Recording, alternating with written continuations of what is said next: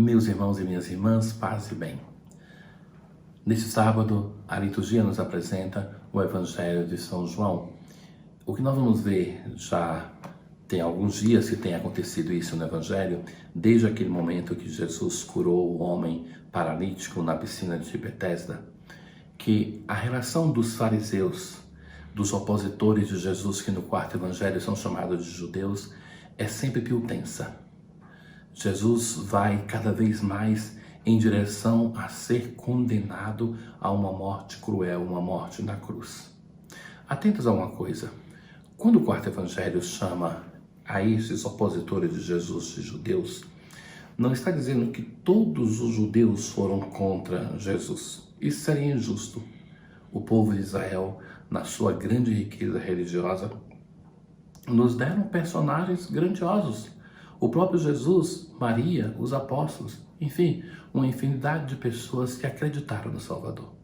E entre eles também tiveram aqueles que eram opositores.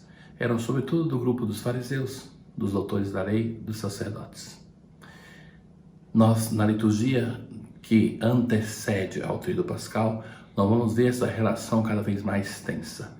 E vamos ver no quarto evangelho um Jesus que é humanamente sofredor, mas é um Senhor que doa a sua vida por nós. Não chega na cruz desesperado como nos sinóticos, meu Deus, por que me abandonastes? Mas é Ele que se doa. Tudo está consumado. Ouçamos o Evangelho. Naquele tempo, ao ouvirem as palavras de Jesus, algumas pessoas da multidão diziam: "Este é verdadeiramente o profeta." E outros diziam: "Ele é o Messias." Mas alguns objetavam: "Porventura o Messias virá da Galileia? Não diz a Escritura que o Messias será da descendência de Davi e virá de Belém, povoado de onde era Davi?" Assim houve divisão no meio do povo por causa de Jesus. Alguns queriam prendê-lo, mas ninguém pôs as mãos nele. Então os guardas do templo voltaram para os sumos sacerdotes e os fariseus, e estes lhes perguntaram: "Por que não o trouxestes?"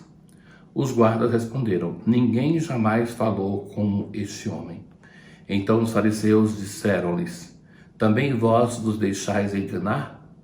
Por acaso alguns dos chefes ou dos fariseus acreditou nele? Mas essa gente que não conhece a lei é maldita." Nicodemos, porém, um dos fariseus, aquele que se tinha encontrado com Jesus anteriormente, disse: "Será que a nossa lei julga alguém antes de o ouvir e saber o que ele fez?" Eles responderam: "Também tu és galileu, porventura? Vai estudar e verás que da Galileia não surge profeta." E cada um voltou para sua casa. Ora, diante da pessoa de Jesus, as pessoas se dividem. Nós temos o povo que alguns começam a chamar Jesus de profeta, outros de Messias, e vem então as perguntas que a comunidade de João sabia a resposta, porque as objeções que eles colocam era: mas o Messias não devia nascer na cidade de Davi, Belém? Porventura virá da Galileia? Não diz a Escritura que era descendência de Davi? Tudo isso a comunidade de João sabia, como nós o sabemos. Jesus é da descendência de Davi, Jesus nasceu em Belém. Mas o evangelista coloca essas perguntas como uma provocação para a comunidade que já conhece a resposta. Aparece um grupo interessante, que são esses soldados que são enviados pelas autoridades religiosas para prender Jesus, mas que eles vão dizer: "Não encontramos jamais uma pessoa que fale tão bem assim."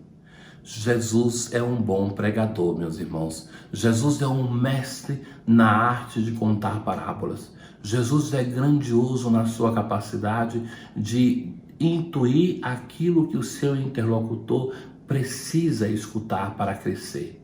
Não é um pregador que busca agradar, nós o sabemos. Jesus, em algumas pregações, é abandonado e até os poucos que ficam, ele pergunta se também não querem partir.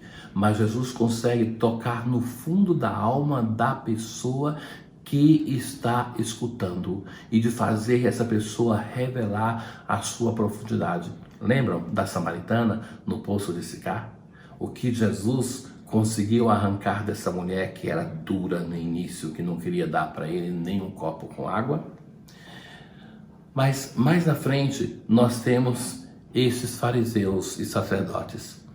O processo de Jesus vai ser um processo diferentemente daquele do Batista, que era somente um processo político. O processo contra Jesus, tenhamos em mente desde agora, é um processo religioso, um processo civil e um processo ilegal.